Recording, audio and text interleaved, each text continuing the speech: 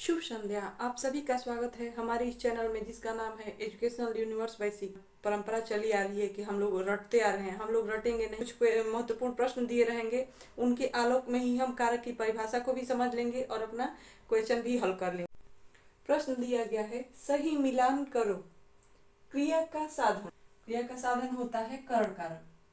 ठीक है, तो ये कहाँ है देखते हैं, ये रहा। क्रिया का प्रभाव किस पर सबसे अधिक पड़ता है? यह है कर्म। ये रहा। क्रिया करने वाला कौन होता है? कर्ता का। किसी को देने की क्रिया, उपहार स्वरूप कोई चीज अगर दी जा रही है तो उसमें कौन सा कारक होता है? संप्रदान। संप्रदान कारक किधर है? ये रहा सबसे नीचे। किसी से अलग होने की क्रिया या दूर होने की क्रिया किस कारक में होती है? अपादान कारक। अधिकार या किसी से संबंध प्रकट किया जाता है तो संबंध कारक का। संबंध कारक किधर है? ये रहा। क्रिया का आधार या आश्रय कौन सा कारक है? अधिकरण।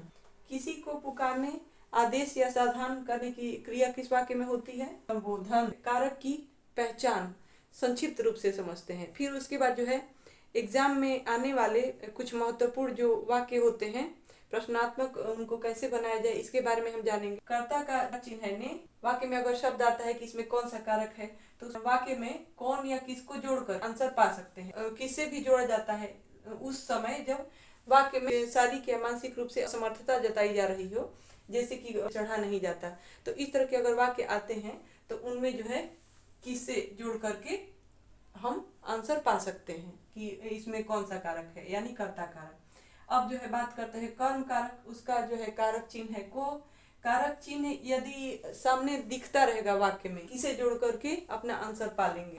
किससे, किसके द्वारा या किसके साथ, ये जो है वाक्य में जुड़ करके वाक्य को प्रश्नात्मक बनाएंगे। इससे जो है कारक की पहचान आसानी से हो जाएगी। मिलेगा वो होगा करण कारक का। मैं मार्कर से लिखती हूँ। मैं किससे लिखती हूँ? तो मार्कर से। तो मार्कर ये जो शब्द है ये हमारा जो है करण कारक का शब्द हो गया, क्योंकि ये जो क्रिया का साधन है, क्रिया पूर्ण करने का साधन, इसलिए क्रिया का जो साधन होता है वह होता है करण कारक। कुछ और उदाहरण हम लेते हैं। खुशी अमृत के साथ है। तो हमने आपको बताया कि साथ या सहित का अगर प्रयोग हुआ हो वाक्य में तो वहां पे जो है जिसके साथ प्रयोग होता है उसमें होता है करण कारक। जैसे अमृत के साथ, तो ये अमृत जो शब्द है इसमें क्या होगा? करण कारक होगा। ठीक है, यही पहचान है इसकी। और इसके अलावा अगर कंफ्यूजन हो तो आप ये भी पूछ सकते हैं, खुशी किसके साथ है? किसकी अगर लगा देंगे किसके साथ तो आंसर आ जाएगा अमृत के साथ। तो ये निश्चित हो जाएगा कि ये जो है करण कारक है। ठीक है, तो जहां पर भी संदेह हो आप इस तरह प्रश्नात्मक वाक्य बना करके आप पूछ सकते हैं। ठीक है, अगला लेते हैं संप्रदान कारक। किसके लिए या को प्रयोग में लाया जाता है पहचान के लिए। वाक्य को प्रश्नात्मक बनाया जाता है किसके लिए जोड़ करके। जैसे माँ बच्चों के लिए खाना पकाती है, तो उसमें माँ किसके लिए खाना पकाती है? तो बच्चों के लिए। तो बच्चों जो शब्द है प्रदान कारक का हो। किसी को कोई चीज दी जा रही हो या ऐसे जैसे उधार के तौर पे नहीं, उनको अगर हम किसी चीज को दान के अर्थ में दे रहे हैं तो उस स्थिति में किसको जोड़ करके हम प्रश्नात्मक वाक्य बना लेंगे। इसमें जो है अलग होने की स्थिति में, अलग या किसी से कोई चीज दूर हो रही हो तो उस स्थिति में किससे जोड़ करके हम, जैसे पेड़ से पत्ते गिरते हैं तो किससे पत्ते गिरते हैं? पेड़ से। ठीक है, गिरते हैं मतलब पेड़ से पत्ते अलग हो रहे हैं। तो यह उदाहरण है उपादान कारक का। अब अगला लेते हैं कि यदि किसी चीज से कोई चीज उत्पन्न हो रही हो या जन्म ले रही हो तो वहां पर भी जो है किससे जोड़ करके हम वाक्य को प्रश्नात्मक बनाकर अपना सटीक आंसर पा सकते हैं। जैसे गोबर से बिच्छू उत्पन्न होते हैं। ठीक है, तो यहाँ की अपादान कारक जो है समझेंगे। और इसके अलावा जो है एक अगर उसको सटीक पहचान आपको चाहिए तो आप क्या करेंगे कि किससे बिच्छू उत्पन्न होते हैं, तो आंसर आता है गोबर से, यानी यह जो शब्द है अपादान कारक का शब्द हो गया। अब जो है बात करते हैं संबंध कारक का विभक्ति चिन्ह काकी के। तो काकी के सामान्य तौर से नहीं आएगा, जो है सर्वनाम के साथ जुड़ के आएगा। उसका, उसकी, उसके। फिर इसके बाद नानी ने, अपना, अपनी, अपने वाक्य में रहेगा। इसके अलावा रारी रे, तुम्हारा, तुम्हारी, तुम्हारे। इस तरह के अगर आते हैं शब्द तो वो तो सीधे समझ में आ जाता है कि यह जो है संबंध कारक। वाक्य को प्रश्नात्मक बना करके जैसे हम देखेंगे कि वह राम का घर है, तो यह जो है संबंध बताया जा रहा है कि राम का घर है। ठीक है, वह घर राम का है, इस तरह का यदि वाक्य आए तो यहाँ पे अधिकार जताया जा रहा है। वाक्य एक ही है लेकिन उसको कहने का तरीका अलग है। इस तरह से एक में संबंध जताया जा रहा है और एक में अधिकार जताया जा रहा है। तो इसमें हम किसका जोड़ करके प्रश्नार्थक बना लेंगे और अपना आंसर पा सकते हैं। ठीक है। अधिकरण कारक की बात करें तो उसमें में, पे और पर, यह जो है विभक्ति चिन्ह है। किताब अलमारी में रखी हुई है या सामान मेज पर रखा है।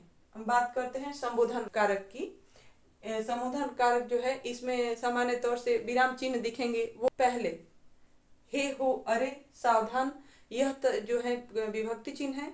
अगर वो रहेंगे साथ में और उसके तुरंत बाद कि ये शब्द अगर दिखेंगे और उसके साथ विराम चिन्ह लगा, हम रेखांकित जो है वाक्य लेते हैं और अपना टेस्ट करते हैं कि हमने क्या सीखा। सबसे पहला वाक्य है आयुष हंसता है। तो इसमें जो है आयुष शब्द के नीचे रेखा खींची गई है। इसका मतलब है कि शब्द में हमको कारक बताना है। इसमें जो है आयुष ने तो है ही नहीं, यहाँ पे विभक्ति चिन्ह का लोप है क्योंकि यह जो है अकर्मक क्रिया वाला वाक्य है। तो आयुष शब्द में होगा कर्ता कारक। अगला वाक्य लेते हैं मुझको मंदिर जाना है। इस तरह का यदि वाक्य है उसमें मुझको शब्द है तो मुझको शब्द में कौन सा कारक है पूछा जा रहा है, कर्ता कारक है। किसको मंदिर जाना है, मुझको मंदिर जाना है। कौन हंसता है, आयुष हंसता है। राज ने रोमी को मारा। इस वाक्य में रोमी जो शब्द है इसका कारक हमको जानना है। राज ने किसको मारा, रोमी को मारा। तो यह जो है हमारा कर्म कारक का जो है शब्द है, इसमें कर्म कारक है। मुझसे चढ़ा नहीं जाता, जहाँ पे शारीरिक असमर्थता जताई जाए वहां पे जो है कर्ता कारक होता है। किससे चढ़ा नहीं जाता, यदि हम प्रश्न करें तो मुझसे आंसर आता है। वह बच्चे को नहला रही है। तो क्रिया का जो प्रभाव सबसे ज्यादा जिस शब्द पड़ता है वह कर्म कारक का होता है। वह किसको नहला रही है, बच्चे को नहला रही है। तो ये निश्चित हो गया कि यह जो है कर्म कारक का शब्द है। ठीक है। उसने कंप्यूटर देखा। तो हम इस वाक्य में देख रहे हैं कि विभक्ति चिन्ह का जो है लोप है, क्योंकि विभक्ति चिन्ह को है। हमने आपको बताया कि यदि अप्राणीवाचक यदि शब्द है कर्म तो उसमें विभक्ति चिन्ह का लोप हो जाता है। इस तरह से यह कर्म कारक का शब्द हुआ। ठीक है।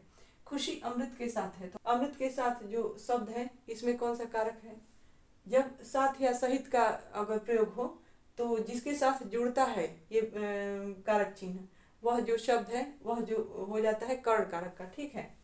आगे लेते हैं वाक्य मैं मार्कर से लिखती हूँ। यदि क्रिया पूर्ण करने का साधन कोई है वाक्य में तो वहां पे कर्ण कारक होता है। खासतौर से जो विभक्ति चिन्ह जिस शब्द से लगा हो, अगर उस शब्द को पूछा जा रहा है तो इसका मतलब इसमें कर्ण कारक है मार्कर शब्द में। उसने जय के द्वारा सामान भिजवाया। तो हमने आपको बताया कि के द्वारा या से या द्वारा ये सब जो है जिनके साथ जुड़ते हैं उसमें क्या होता है, कर्ण कारक होता है। इस तरह से जय जो शब्द है उसमें कर्ण कारक हुआ। सेठ भिखारी को धन देता है। हमने आपको बताया कि यदि दान देने के अर्थ में या उपहार देने के अर्थ में अगर कोई चीज दी जा रही है वहां पे संप्रदान कारक होता है। ठीक है। तो सेठ भिखारी को धन देता है, भिखारी लौटाने की स्थिति में है नहीं तो यह दान ही हुआ। और ये को जो शब्द है यह कर्म कारक में भी आता है, लेकिन यहाँ पर धन दिया जा रहा है दान के अर्थ में, यह हो गया संप्रदान कारक का। यानी अगर दान के अर्थ में हो को का प्रयोग तो वह हो जाता है संप्रदान कारक का वाक्य। ठीक है। और इसमें भिखारी जो शब्द है जिसको दिया जाता है उसमें जो है कारक लगता है, यानी विभक्ति चिन्ह लगा हुआ है भिखारी को। ठीक है। और के लिए माँ बच्चों के लिए खाना पकाती है। अगर इस वाक्य में हम ध्यान से देखेंगे के लिए जुड़ा हुआ है बच्चों शब्द से, इसलिए यह क्या है, यह है चतुर्थी विभक्ति यानी संप्रदान कारक का शब्द बच्चों। ठीक है। इसमें संप्रदान कारक है। मुझे चोर से डर लगता है। यदि किसी से डर लगता हो, कोई भी चीज हो उससे हमको डर लगता हो, तो जिस चीज से डर लगता है उस शब्द में अपादान कारक होता है। किसी चीज से कोई चीज उत्पन्न हो रही हो तो भी अपादान कारक होता है। गोबर से बिच्छू उत्पन्न होते हैं तो हमने देखा गोबर से जिस शब्द से लगा हुआ है अपादान कारक का विभक्ति चिन्ह से, तो यह शब्द हो गया अपादान कारक का। पीयूष प्रियांशु से छोटा है। यदि किसी चीज से किसी चीज की तुलना की जा रही हो और जिस चीज से तुलना की जाती है उस शब्द में अपादान कारक होता है। तो यहाँ पर जो है पीयूष प्रियांशु से तुलना पीयूष की जा रही है कि वह प्रियांशु से छोटा है, तो इसलिए जिस शब्द से विभक्ति चिन्ह जुड़ा हुआ है अपादान कारक होता है। क्रिया से ठीक पहले प्रयुक्त होने वाले कारक कौन कौन से हैं, आइए देखते हैं उनके बारे में। अकर्मक जब यदि कर्ता वाक्य रहता है तो उसमें जो है क्रिया से ठीक पहले जो है कारक का प्रयोग होता है। देखते हैं कैसे। तुम हंस रहे हो, ये अकर्मक क्रिया वाला वाक्य है। इसमें हमने देखा कि ये तुम शब्द जो है हंस रहे हो क्रिया के ठीक पहले जो है इसका प्रयोग हुआ। अगला लेते हैं कर्म। वह बच्चे को पीट रही है, तो पीटना जो क्रिया है उसके ठीक पहले बच्चे शब्द का इस्तेमाल हुआ। इसका मतलब यह जो है कर्म कारक का है। अगला लेते हैं अधिकरण जो है कारक। तोता पेड़ पर बैठा है, पेड़ पर बैठा है, तो बैठना जो क्रिया है उसके ठीक पहले पेड़ शब्द का इस्तेमाल हुआ है। संबंध, यह घर मेरा है, तो है जो है मुख्य क्रिया ना होकर के सहायक क्रिया है, लेकिन क्रिया से ठीक पहले जो है घर या यह घर मेरा है या मेरा घर है, दोनों एक ही बात है। तो इसका अर्थ यह है कि विभक्ति चिन्ह हो या इसका सीधा जो है प्रयोग होता है क्रिया से ठीक पहले। इसके बाद बात करते हैं कि ऐसे कारक जिनका क्रिया से सीधा संबंध नहीं होता है। आइए देखते हैं। जैसे कर्ण कारक का कोई वाक्य लेंगे या संप्रदान कारक, तो हम देखेंगे कि कर्ण कारक में सबसे पहले लेते हैं कुछ वाक्य। उसने कलम से पत्र लिखा, तो ये विकर्मक क्रिया वाला वाक्य है। इसमें हम देखेंगे कि कलम से यह तो हो गया यह शब्द, लेकिन यह शब्द जो है इसके बीच में पत्र जो है एक कर्म और आ गया, यानी क्रिया से सीधा संबंध नहीं जुड़ा इसका। ठीक है। इसके बाद एक और लेते हैं। माँ ने बच्चे को मिठाई दी, तो इसमें जो है बच्चे को यह शब्द जो है यह द्विकर्मक क्रिया वाला वाक्य है। इसमें देखिए बच्चे को मिठाई दी, किसको मिठाई दी? बच्चे को दी।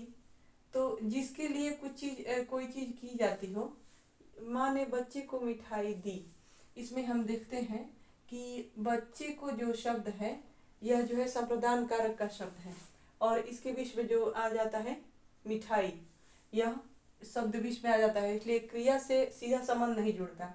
अगला लेते हैं। मौसी उत्तम के लिए जलेबी लाई, तो इसमें जो है उत्तम के लिए जलेबी लाई, इनके बीच में जो उत्तम के लिए, इनके बीच में जलेबी जो शब्द आ जाता है ये कर्म, तो इस वजह से यह क्रिया से सीधा संपर्क इसका नहीं होता। बोर्ड एग्जाम नजदीक आने वाले हैं, तो हम और ज़्यादा मेहनत करें और ज़्यादा सावधानी से जो है जो भी हम पढ़ते हैं उनको ध्यान से पढ़ें। ठीक है। बेस्ट ऑफ लक, कल मिलते हैं।